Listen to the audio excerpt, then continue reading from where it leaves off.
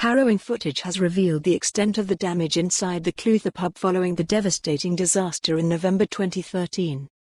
Videos released by the Crown Office following the conclusion of the Fatal Accident Inquiry (FAI) into the crash provide a distressing insight into the remnants of the venue.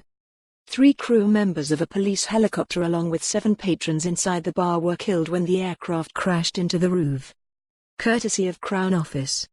Courtesy of Crown Office.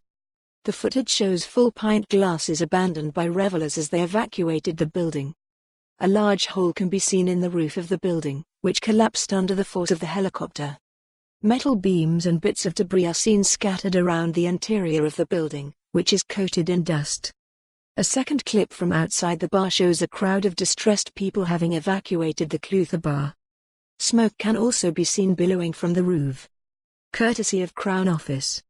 The helicopter that crashed into the Clutha bar. Courtesy of Crown Office. Earlier today, Sheriff Principal Craig Turnbull released his findings from the investigation into the November 2013 disaster. The FAI found that the crash was caused by pilot David Trail's failure to ensure at least one of the fuel transfer pump switches was activated. It found that the crash happened after the helicopter's engines flamed out sequentially while the helicopter was airborne, as a result of fuel starvation, due to depletion of the contents of the supply tank. Sheriff Turnbull also said David Trail did not follow the correct procedures in dealing with the low fuel warnings.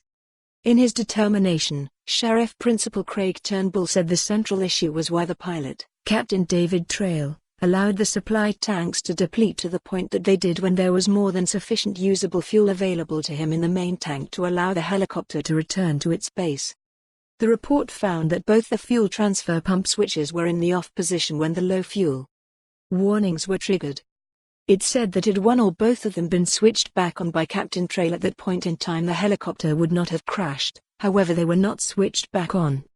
The Sheriff Principal's determination found that there was enough time between the first and second engine flameouts for Captain Trail to have switched on the fuel transfer pumps. For more on this story, visit the news article link.